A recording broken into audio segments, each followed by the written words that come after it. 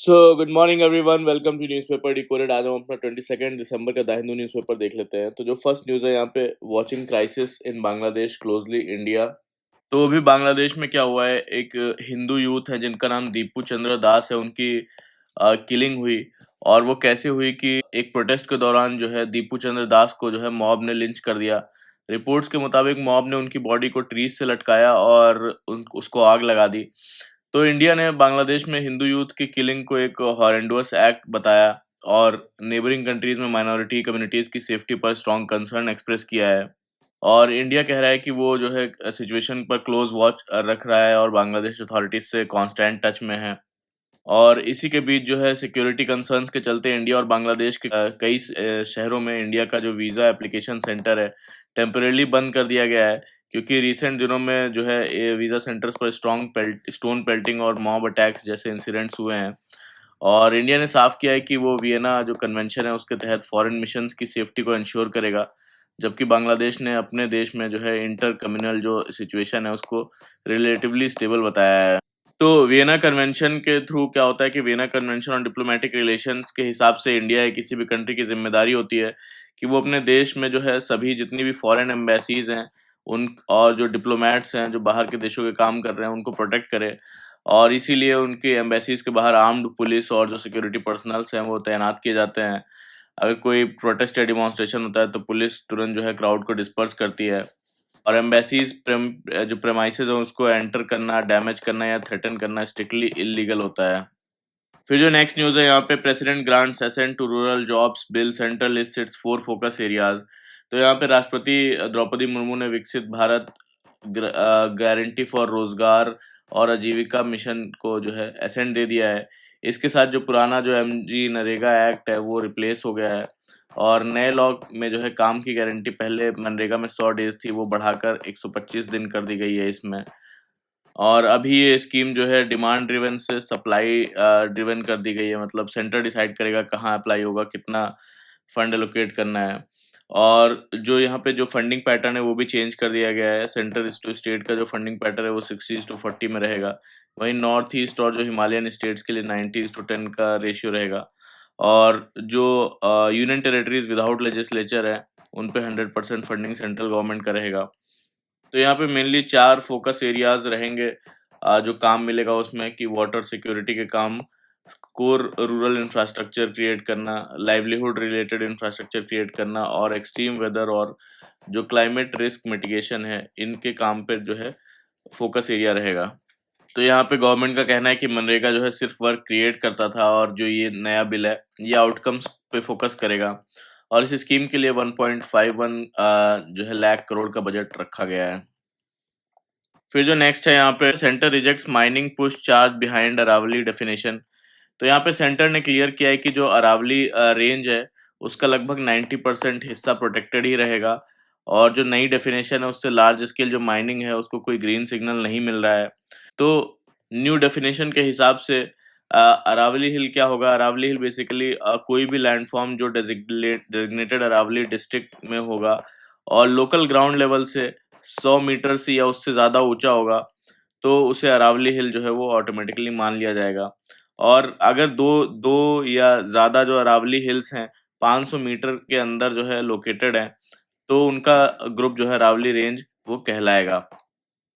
और इस डेफिनेशन के तहत जो 100 मीटर से जो नीचे वाले रेंज के पहाड़ हैं उनको ऑटोमेटिकली माइनिंग के लिए ओपन मानना वो गलत है, ऐसा एनवायरनमेंट मिनिस्टर की कमेटी के रिकमेंडेशन में बोला गया। और गवर्नमेंट का कहना है कि नया फ्रेमवर्क अरावली जो इकोसिस्टम है उसको ज़्यादा प्रोटेक्शन और ज़्यादा स्ट्रॉन्ग प्रोटेक्शन देता है। फिर जो नेक्स्ट आर्टिकल है यहाँ पे, environment minister reviews measures to address human wild life conflict. तो यहाँ पे नेशनल टाइगर कंजर्वेशन अथॉरिटी ने संडे को जो प्रोजेक्ट चीता है उसके एक्सपेंशन पर डिस्कशन किया और ह्यूमन वाइल्ड लाइफ जो कॉन्फ्लिक्ट है उसको कम करने का के जो है मेजर्स को रिव्यू किया। तो एनटीसीए क्या है, नेशनल टाइगर कंजर्वेशन अथॉरिटी एक स्टैट्यूटरी बॉडी है जो टाइगर्स और जो उनके हैबिटेट्स है उनकी प्रोटेक्शन के लिए काम करती है। और इसका इस्टेब्लिशमेंट बेसिकली 2005 में हुआ था under ministry of environment forest and climate change. और इस किस एक्ट के अंडर इसे बनाया गया था, ये बेसिकली इसे वाइल्ड लाइफ प्रोटेक्शन एक्ट 1972 के हिसाब के अंदर बनाया गया था। तो इसके मेन फंक्शंस ये हैं कि प्रोजेक्ट टाइगर को इम्प्लीमेंट और मॉनिटर करना, टाइगर रिजर्व्स की मैनेजमेंट प्लान अप्रूव करना, और ह्यूमन टाइगर जो कॉन्फ्लिक्ट है उसको रिड्यूस करने के मेजर्स लेना। और ये प्रोजेक्ट चीता क्या है? प्रोजेक्ट चीता बेसिकली इंडिया में एक वाइल्ड लाइफ कंजर्वेशन प्रोग्राम है जिसका एम है कि चीता को इंडिया में वापस लाना।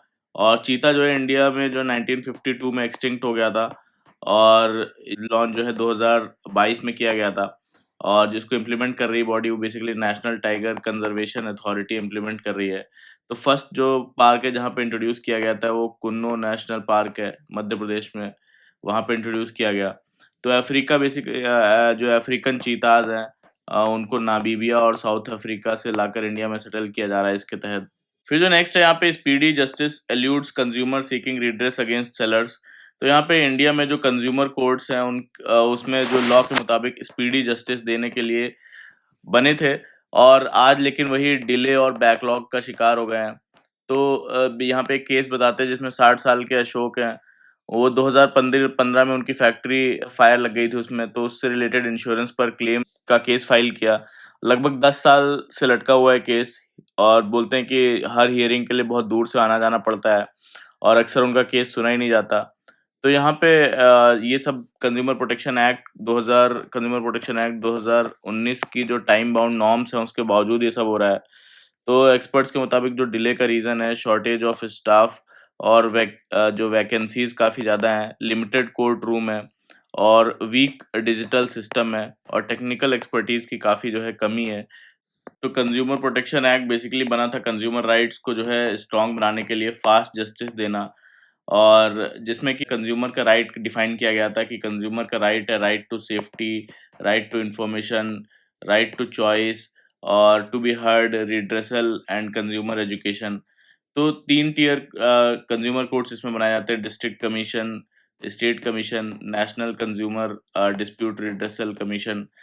तो ये 3 लेवल पे काम करता है, और टाइम बाउंड डिस्पोजल में इसमें काम करना होता है, यानी 3 मंथ्स के अंदर जो है इस केस को सॉल्व करना होता है विद नो टेस्टिंग, और जहाँ पे टेस्टिंग रिक्वायर्ड होती है वहाँ पे जो है मैक्सिमम 5 मंथ जो है टाइम फिक्स किया जाता है। और इन सब के बावजूद भी जो है केसेस बहुत ज़्यादा डिले हैं और पेंडेंसी बहुत ही ज़्यादा है यहाँ पे। जो नेक्स्ट है यहाँ पे ISRO set to launch mobile broadband satellite.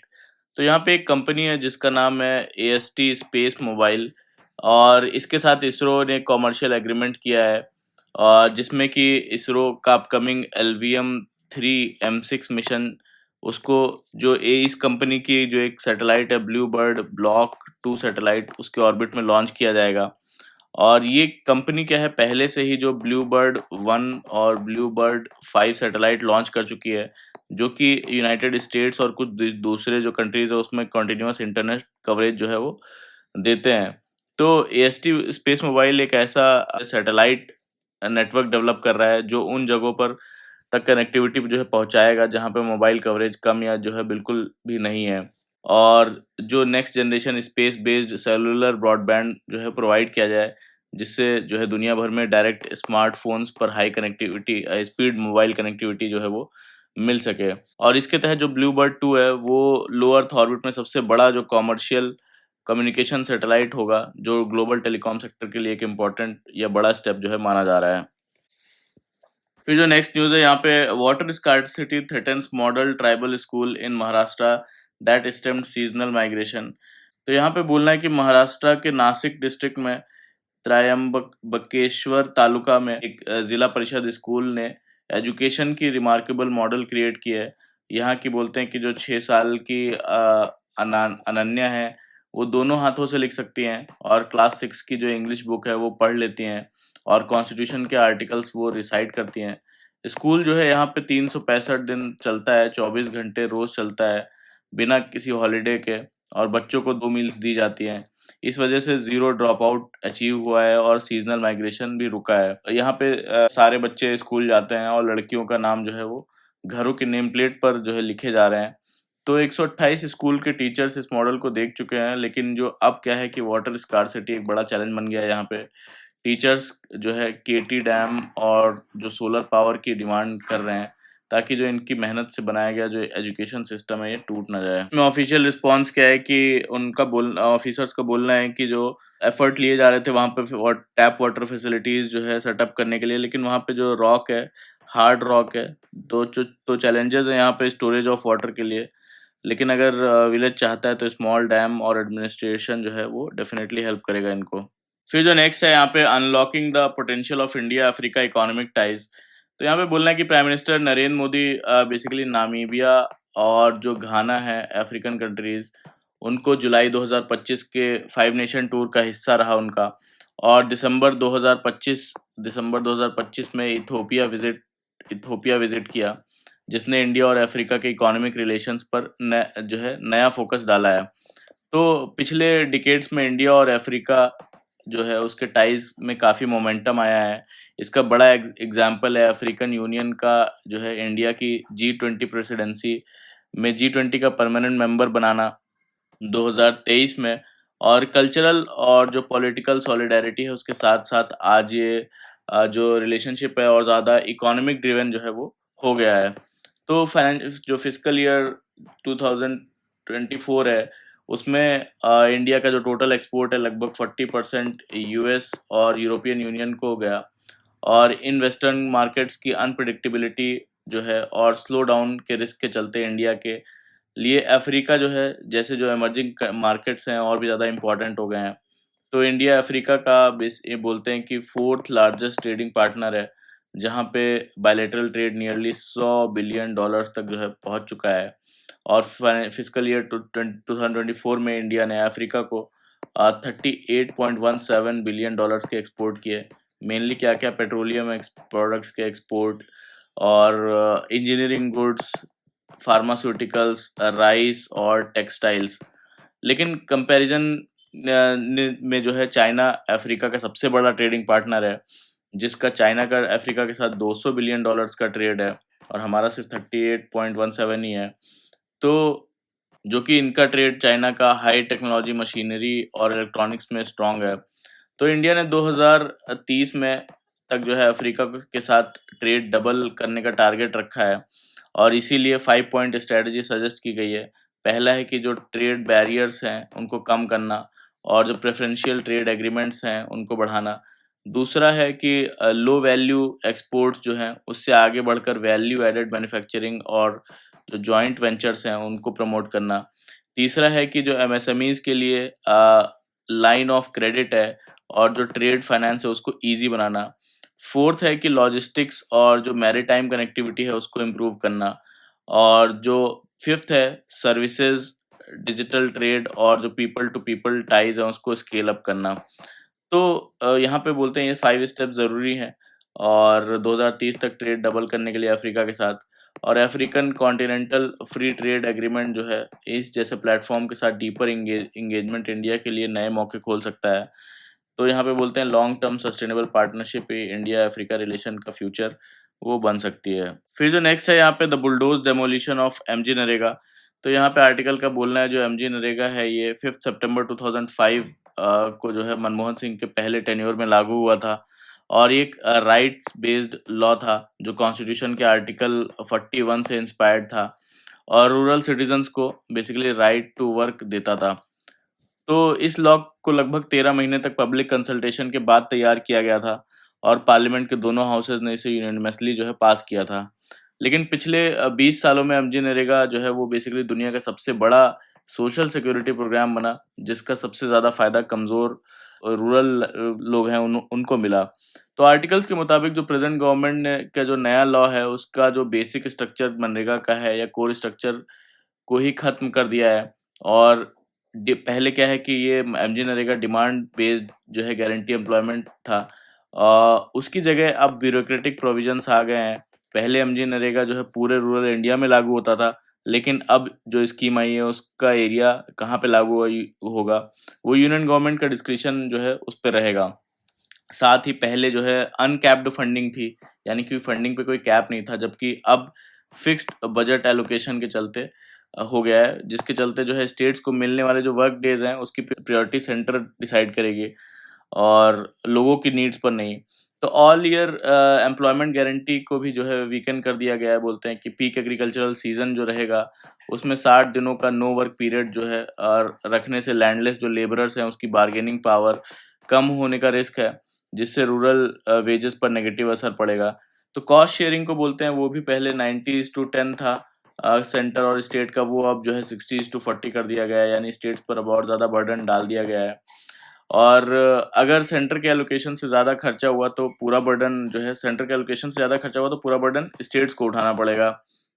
तो इससे जो स्टेट्स जो पहले से ही फाइनेंशियल स्ट्रेस में है, जो है काम देने से डिस्करेज होंगे, और साथ ही जो ग्राम सभा की प्लानिंग और इम्प्लीमेंटेशन के रोल को कम करके जो है स्कीम को पीएम जो गति शक्ति नेशनल मास्टर प्लान है उसके अंडर सेंट्रलाइज किया जा रहा है, जो कि 73rd कॉन्स्टिट्यूशनल अमेंडमेंट की जो स्पिरिट है उसके खिलाफ है।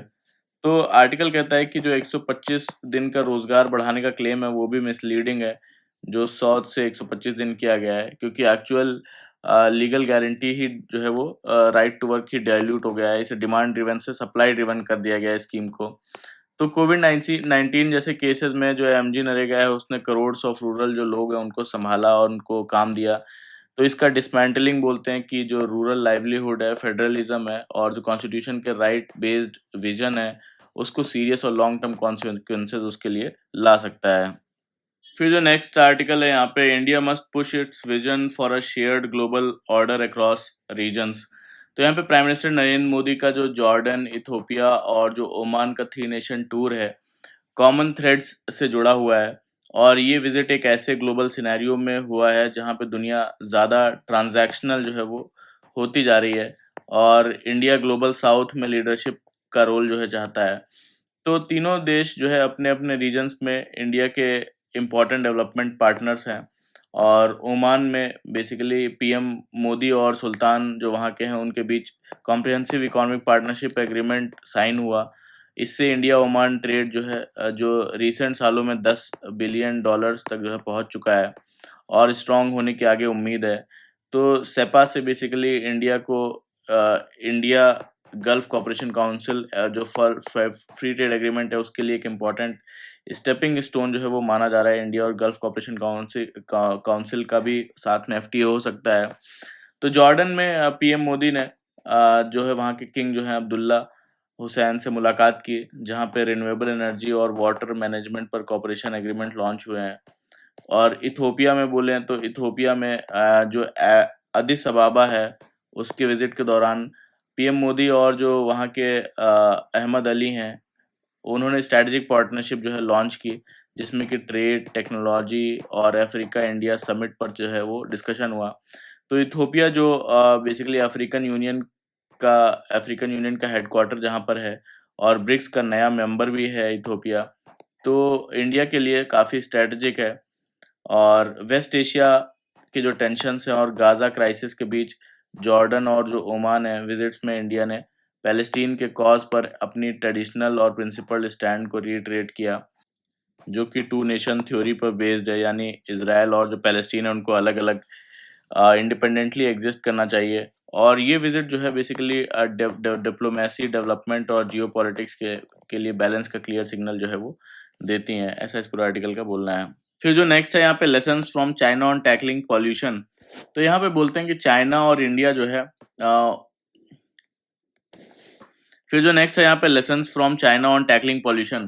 तो यहाँ पे बोलते हैं कि चाइना और जो इंडिया है दोनों ही सालों से सीवियर एयर पॉल्यूशन से जूझ रहे हैं।